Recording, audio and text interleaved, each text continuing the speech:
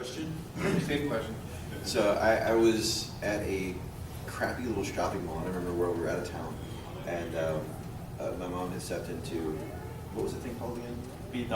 Or there was Walden Books too. So Walden Books. Walden That's what it Books was the Yeah, other it's one. just Walden Books. I And, like in Walden the Books. mall. And I was wandering around looking at stuff, looking at magazines and things. There was a stack of comics just on the bottom shelf, like somebody was just angry they had to stock them. And I remember seeing the covers for it was Peter Parker, Spider-Man, 16 and 36, if I remember right. They were both JR covers. And I remember seeing like that is so cool, like the way he did Craven jumping down at Spider-Man and everything. I started flipping through it, looking through the art, and I remember that being like that's the one like time that sticks out in my mind that I looked at. I was like, this art's amazing. I want to do that. If you don't like JR, don't tell me because we'll fight. It's amazing. awesome. Artist. I love that. That's right. So you do. John Romita. John Romita. Yeah, John Romita Jr. Yeah. Okay. You're like JR. You know, he's not Sorry, funny. yeah. Hang on the Yeah, weekend. JR from Dallas. That's right. No, John Romita Jr. Yeah. But I remember looking through the books and just being like, that's it. That's what I want to do. I need to do this. And then my later epiphany was finding Greg Capullo, who trained himself, because I got into the mindset of, well, I've never had school, I've never been trained, I've never had all these different things. There's no way I can ever be an artist. And then I read Greg Capullo's background, and I'm like, self-trained, never had school. I'm like, oh, I can do this, Kirby So- was another one. Yeah, Kirby. Jack Kirby. Oh. So you know Jack Kirby, we call him Jack King Kirby. That's a cornerstone of Yep. comics, and it is the monster of a man who created half the Marvel universe and everything. No kidding. That guy, had no schooling. Mhm. He would literally, his technique was starting on the top left side and drawing to the bottom right side. Yep. And that's how it is. They'd spend 14 to 18 hours at a table just drawing, and do like 3 or 4 pages a day, Yeah. which is unheard of. The dude's a hero. Like, Yeah. He's a legend.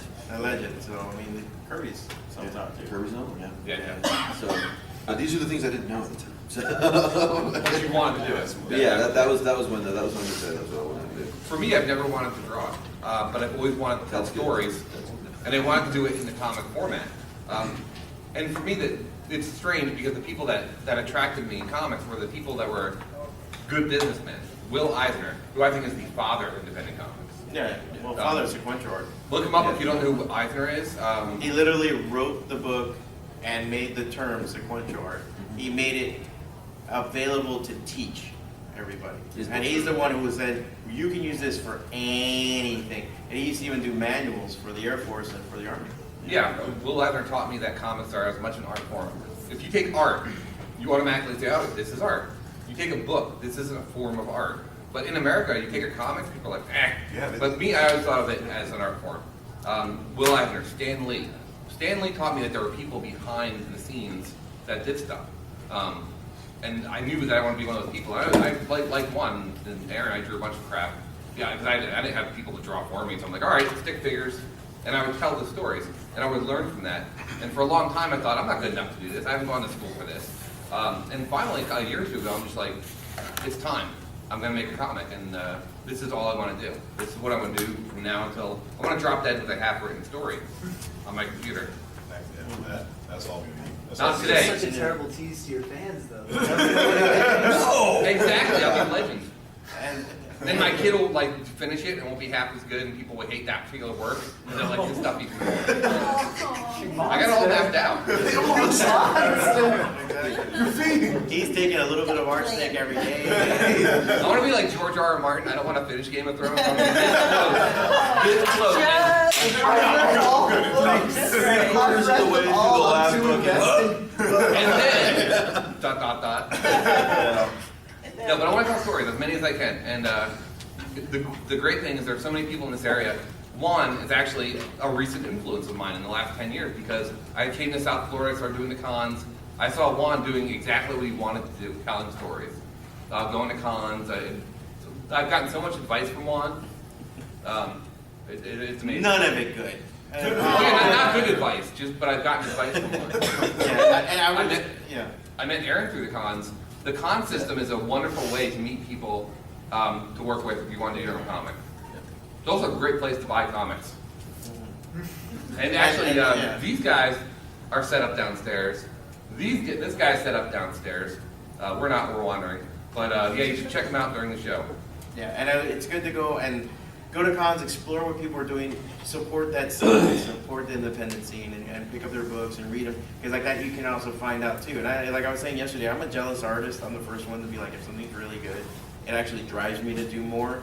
But you know what? If something sucks, it helps too. Because if you pick it up and you're like, wow, this sucks, I can do better. It helps me, you know. And that's even like Marvel, like, you know. I'm not talking about your book, Aaron. Okay? We're not picking on you anymore. Not this time. I let Aaron draw the book because it was at our jail for him. Yeah, well, we should talk about that in public, Jim. The lawyer didn't expressly forbid it. You dump one body in the Everglades and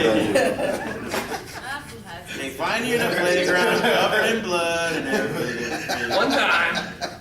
Just the imaginary friend of Tommy. Wow, that's a I am the writer. And you know what? I have no like money in it, and there's no reason I'm saying this. Tommy is a great freaking book.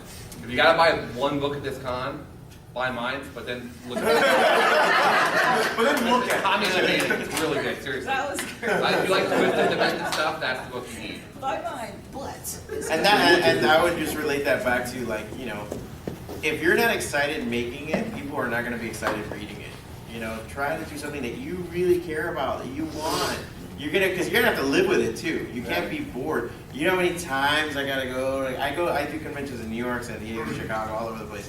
And so every time we get to a convention, I have to say the same spiel and tell people about the story and this book I thought about, that imaginary. I can say it in my sleep now. So you have to be like at least excited for it. You know, I'm finishing the third and final issue, so now I'm like, and I'm finishing the third issue. You know, I'm all excited about doing it because you have to really live with the project for a very long time sometimes. The worst thing you can do is not engage the people that come to your table. That's like my Oh. favorite thing. It's like you're sitting there and, hi, is that your book? Yeah. What's it about? Space. If you're doing a con, you have to be on fire. Yeah. I can take a book.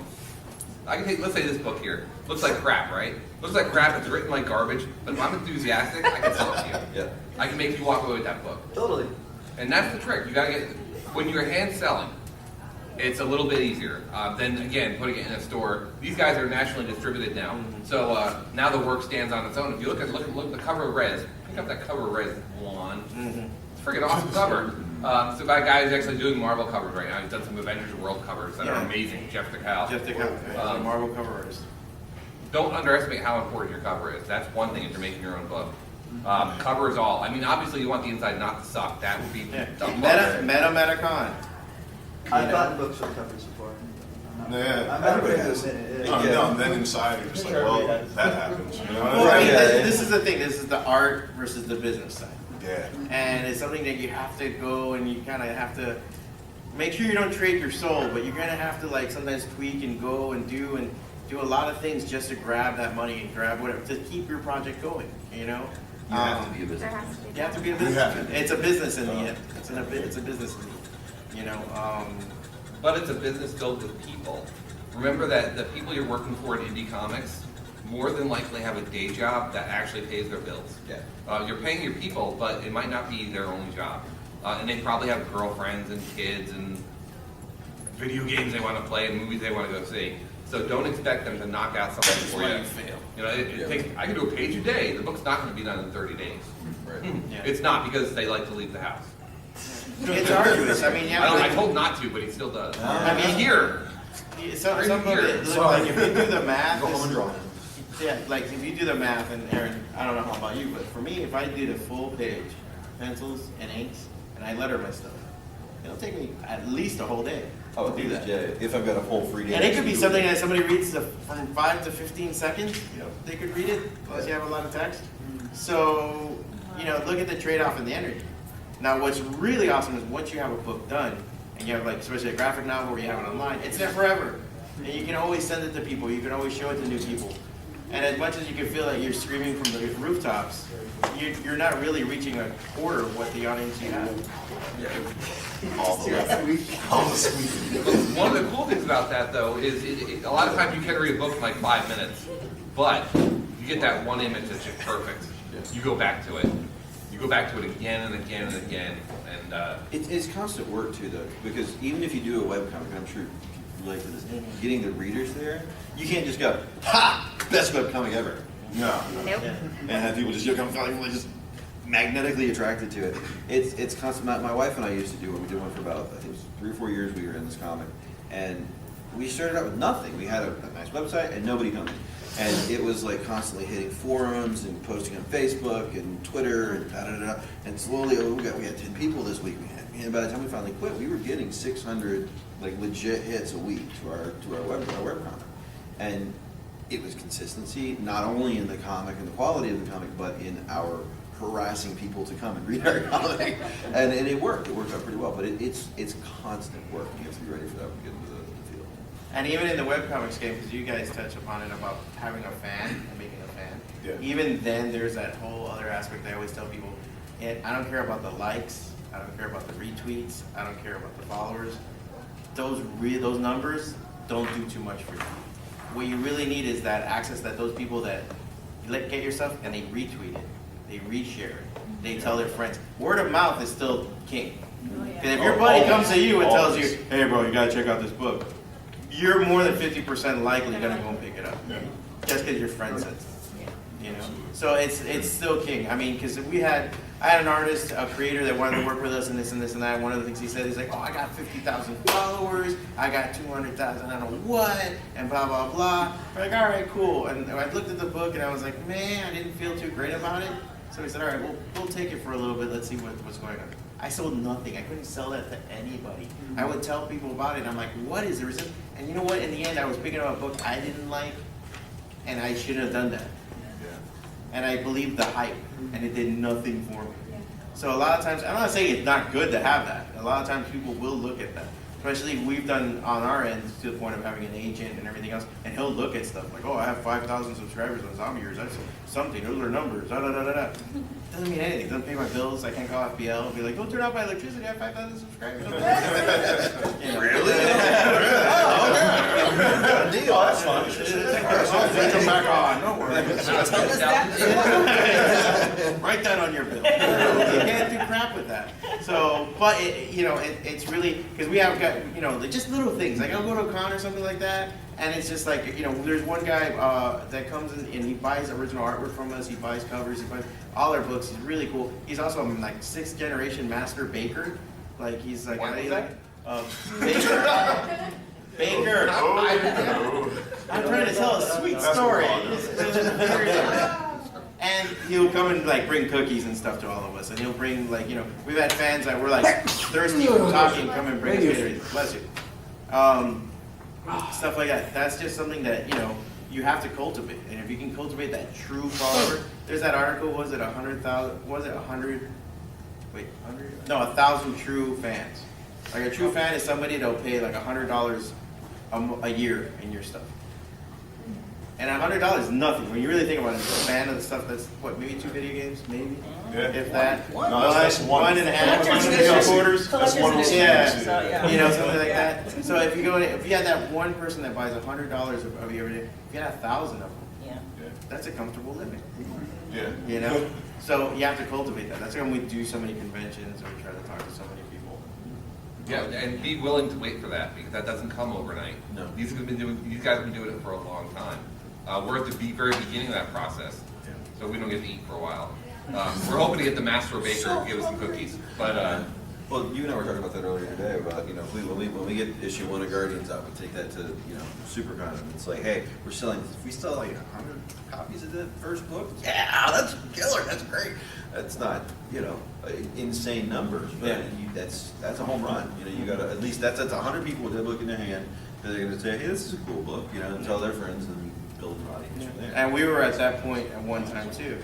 I mean, I go, New York Comic Con cost us about $3,800 to do, roundabout, and that's not the union shaking you down and doing all this stuff. That's it. And while you're there and everything, it's one of the best things. Now, a good year will make $8,000 out of it, But then I'll have tour books in front of me, and they made $65,000, and I'm like, wow, you guys are cool. So, but and we're eating, street hot dogs. Believe me, it's not that kind of, but you are around it, and this is a scene where a lot of people know each other. There's a community behind it. Everybody talks. You know, it's going to the cons, talking to people, networking. And you can't expect like big 2 results off of an indie book, at least not to start. You can get there if your book's good enough and you're consistent enough with it. But we had, Gina and I have a friend who went into making an indie book thinking with those numbers, and we both had to sit down with him and be like, you don't need 5,000 copies of your comic. I'm not going to sell 5,000 copies of the comic, as good as it is. And he's got a couple of pro artists that are working for him. They've been working with Spider-Woman and some of the Marvel looks like interior artists with these people. But it's like, it doesn't matter because you have no fan base. You have no previous, what is this? Nothing, no brand establishment. So you print 200 and then use the profit off of those to print more. Think small. That's how you work. How many of you guys have heard of a book by Image called Blood Brothers? Okay. How many of you heard of The Walking Dead? For every one Walking Dead, there are 10,000 Blood Brothers. You're not going to be a hit right away. It happened with him, but remember, Kirkman worked at Marvel for many years before he went on his own. That wasn't his first trip to the rodeo. And the chance of a black and white zombie book being the biggest franchise in the market, it's freaking impossible. There's no reason it should have happened except that it was a great book. Yeah. So you can take a concept that's dated. Concept also, I have this great idea. It's a ninja, and he fights crime. Okay, that sounds horrible, right? But in the hands of the right writer, that book can be a $1 million book. Yeah. Bad name, there you go. There are no bad ideas. I was already like Fat Ninja, Other Angle. There's a book called Cuban Samurai at Supercomic. Yeah, Cuban Samurai. Which sold out like one day. I'm like, really? Yeah, it was like, I had to run across the con. I'm like, I got Cuban. It's like, wait, what? It's like my life. Yeah. I bought like the last copy. I remember like, dude, I'm like, This is my display copy? I don't care. It's nice to have a hook, but chances are your book's not going to be the next Walking Dead. Gateway Runners probably won't be the next Walking Dead. Within If I can do the next Tommy, I'll be happy. Look, I have like 2 or 3 stories that I want to do, and I'm working on, and I'm even pitching to other companies. And I know that what works, but I have one story that I know I'm about, going to self-publish, and it's going to do nothing. And it's called 5 Point Bro, and it's just about a Cuban guy in a Mustang, a 5.0 Mustang solving crimes in Hialeah. I know no one outside of Miami is buying that. Maybe but I'm gonna do it anyway because I really want to do it. I would buy that just to read it with you. That's what I got. I buy it. I don't care where I live. And now we're to the point where we are taking questions. So if anyone has questions as we're yapping, please do so. If you have any questions, raise your hand and we will get them to you. If not, we're going to keep telling stories like this. I hear most people have another job that supports them, not necessarily writing. At any point, does a writer become stable enough by just writing that they can support themselves with just writing, or do they always have a first job? Oh, it can absolutely happen. You can get to that point. You can get to the point where you're doing that and that's your job. It might take a while, and a lot of it is if your book hits. It could happen, it might never happen. That's another reason why you'll see, if you look at the comics on the rack of the store, you'll see like 4 different books written by the same guy, because he's working on 4 different projects, and that's how he's able to. It's funny how many, there's actual named comic artists that I know that I've talked to, and it's really hard for them to make ends meet. They're doing a lot of titles, and they're doing stuff for DC, Marvel, everything. Sometimes it takes a while to get paid, sometimes, they haven't really broken through. Again, it's a very hard racket to get into. As far as writers, I have friends that are writers. I used to work for IGN years ago, and I had friends and they work for Wikia now, they work for Blizzard, they work for different. I remember my roommate, me and him grew up together. We ran out to San Francisco to work for IGN. He would work all day, come home, do strategy guides, and play video games. I remember playing the same stupid game till like 4 in the morning. And here I'm like doing the same puzzle to review it, to put in a strategy guide and like write it. And that's one of the things he did for augmented income. And he had a good job that had, as a writer, you're going to be all over the place. It's the same thing as an artist. I'm an artist, a designer, an illustrator, whatever I need to be that week. you know, so I can pay my bills and keep this going. Yeah, you know? you get that question, are you willing to work on, yeah, I probably am. Are you willing to pay? Then yes, I'm probably willing. Yeah, there was It's a, just really Yeah, good. right, exactly. there was a spy short story a guy wanted to pitch, and he came to me and he's like, well, I can pay you about $150 per page. Pencils and it's like, okay. Yeah. I don't care what I it don't is. do spy books. And when I saw the script, I'm like, oh, this is gonna suck. I'm gonna be so